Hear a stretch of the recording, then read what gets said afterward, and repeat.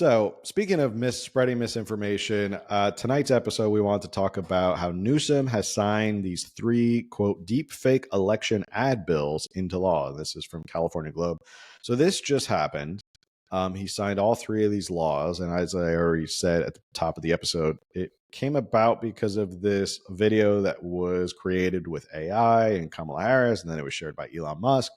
And then Elon Musk obviously blew it up and it got really popular. And Gavin Newsom swore that he was going to take this on, as he always likes to do. So he signed he signed three bills. The first bill is Assembly Bill 2655. This is probably the one everyone knows. Authored by Assemblymember Mark Bernin, a Democrat from Menlo Park, would require a large online platform to block the posting of materially deceptive content related to elections in California during specified periods before and after an election. The bill, also known as the Defending Democracy from Deepfake Deception Act of 2024, would require a large online platform to label certain additional content inauthentic, fake, or false during specified periods before and after an election in California. A reporting process as well as a litigation system would also be put into place. So I actually pulled the language of the bill.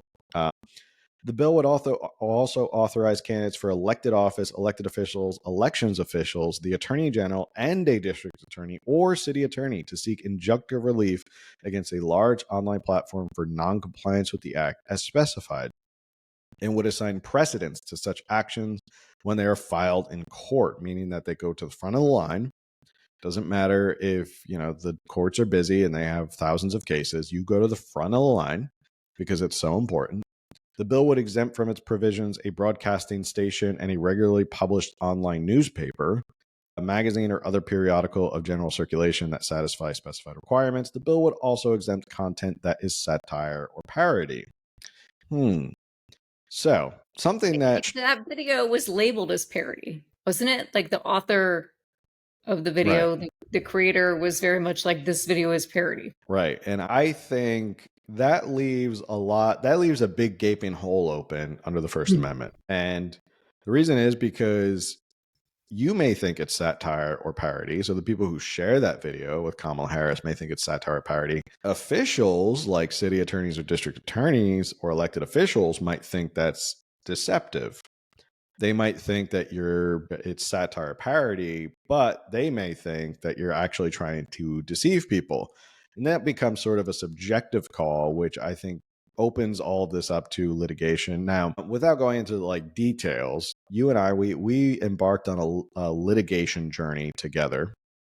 And it involved the issue of free speech. And I will tell you this about the first free speech in California. It's not the First Amendment, but there is free speech in the California Constitution. And I will tell you this. Free speech in California, which is ironic that he's passed these bills. Free speech in California is actually broader than the First Amendment. That has been held by the California Supreme Court, by California case law, over and over and over again, meaning it actually goes beyond the protections of the First Amendment. How much more free can it be? Well, California says as free as possible. We want to encourage speech. We want to let people be free to speak. And meaning that you can basically go out there and call elected officials or people running for office any sort of name in the book, and it doesn't really make a difference. It's free speech. It's protected in California. And that's it. You can say these things. Now, obviously, you can't put out false information with malice or with the intention of harming because you just want to put out this false information. But you can have an opinion about an elected official. You can do satire. You can do parody. But that's what's interesting about this to me from a legal standpoint already is you can go attack it under the First Amendment, which I think it probably will get struck down under the First Amendment. But under the California Constitution, it might even be harder to get this passed because free speech is actually broader in California than the First Amendment. The next Assembly Bill, 2839, authored by Assemblywoman Gail Pellerin. If you don't remember who Gail Pellerin is, she authored the bill that gave us the official state slug, the banana slug. Can I say something about that real quick? I learned this weekend, we already have a state insect. Why did we? And so now we have a state insect and a state slug. So, well, now you got to tell us what the state insect is. it's, I want to say, a dog-faced moth. There's another, but the Dog-faced dog-faced moth? butterfly moth. Sounds I forget. horrifying. We were doing on our road trip. I took my girls on a road trip, but we did California trivia all along the way. So, yeah, and when I read that, I was like, but then we have, like, are we going to need each individual category of insects now? And that is so not tonight's podcast. I'm sorry. I hate insects. Bugs are gross. Like, So yeah.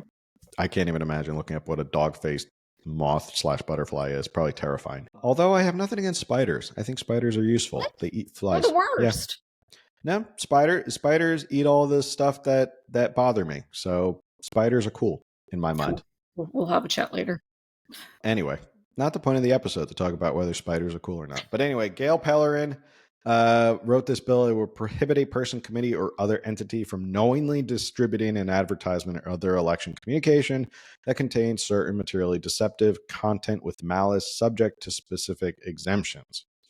This bill would apply this prohibition within 120 days of an election in California and 60 days after an election. AB 2839 would also authorize a recipient of materially deceptive content distributed in violation of this section, candidate or committee participating in the election, or elections official to file a civil action to enjoin the distribution of the media and seek damages against this person. And then finally, Assembly Bill 2355, authored by Assemblywoman Wendy Carrillo of Los Angeles, would require... Is she the what? The drunk one. She was driving drunk and then was like saying she had a sneezing fit and hence her... Yes. Yeah. She was the one who had the sneezing fit and it turned out she was drunk. That's why she ran into a car. Yeah, it wasn't because she was over the limit. It would require... She's spreading misinformation herself that she sneezed and that's what happened.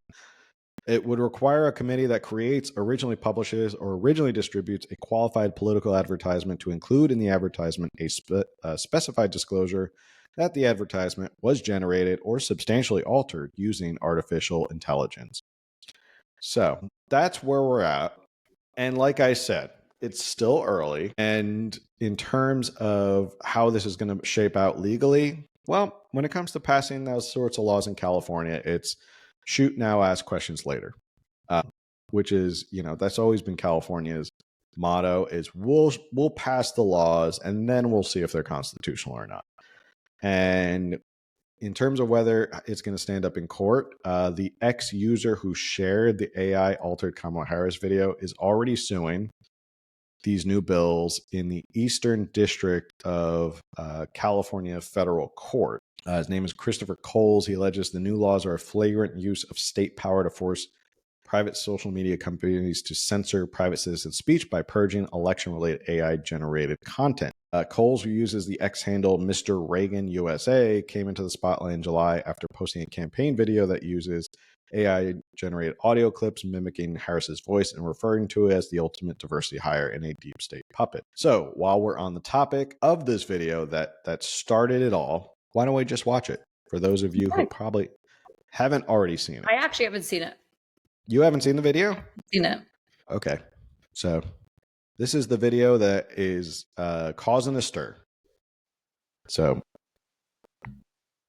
I, Kamala Harris, am your Democrat candidate for president because Joe Biden finally exposed his senility of the debate. Thanks, Joe. I was selected because I am the ultimate diversity hire. I'm both a woman and a person of color. So if you criticize anything I say, you're both sexist and racist. I may not know the first thing about running the country, but remember, that's a good thing if you're a deep state puppet. I had 4 years under the tutelage of the ultimate deep state puppet, a wonderful mentor, Joe Biden. Joe taught me rule number 1, carefully hide your total incompetence. I take insignificant things and I discuss them as if they're significant. And I believe that exploring the significance of the insignificant is in itself significant. Talking about the significance of the passage of time, right? The significance of the passage of time. So when you think about it, there is great significance to the passage of time, and there is such great significance to the passage of time. Another trick is trying to sound black. I pretend to celebrate Kwanzaa, and in my speeches, I always do my best Barack Obama impression. So hear me when I say, I know Donald Trump's type. And okay, look, maybe my work addressing the root causes of the border crisis were catastrophic, but my knowledge of international politics is truly shocking. The United States shares a very important relationship, which is an alliance with the Republic of North Korea. It is an alliance that is strong and enduring.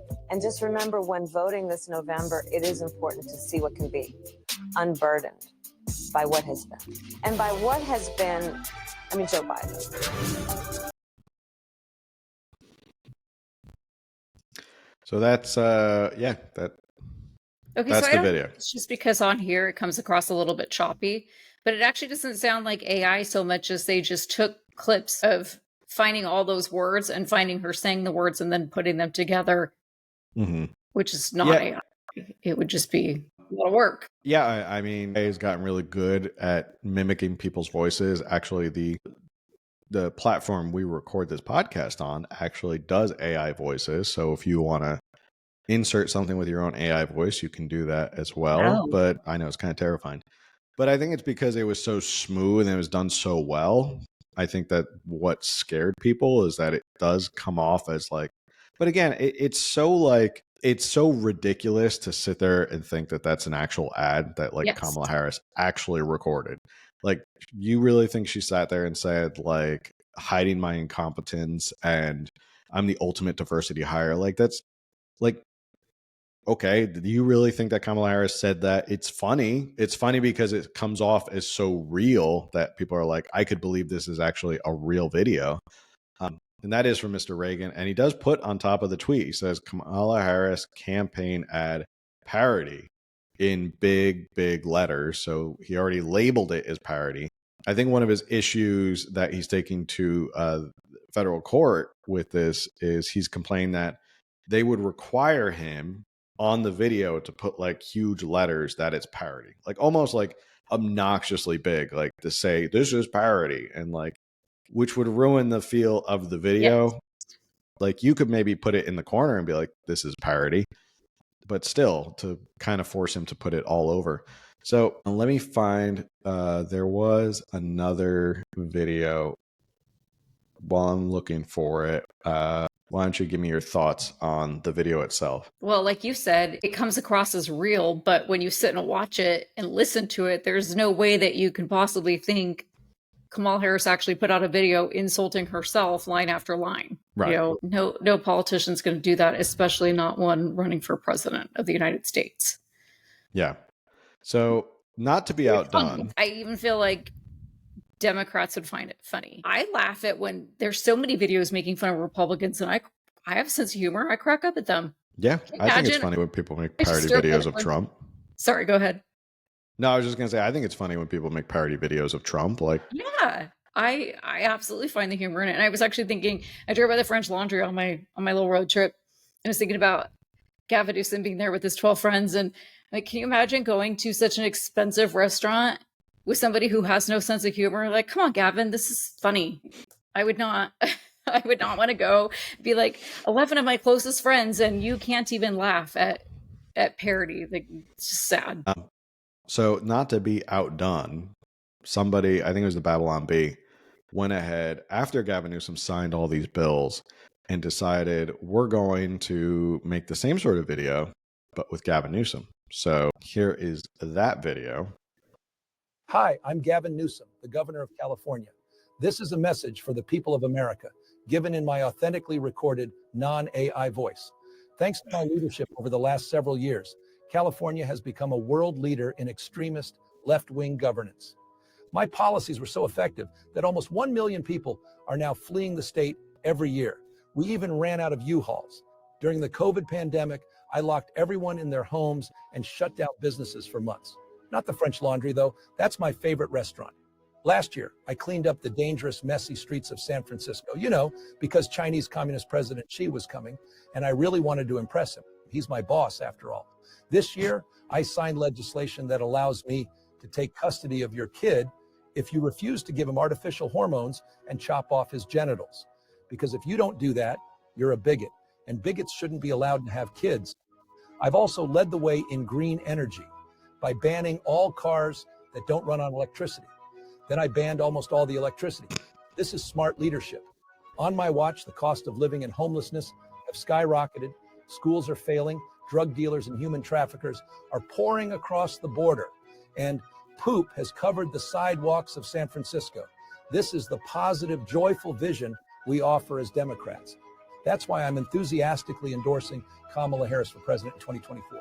She'll do to the country everything I did in California.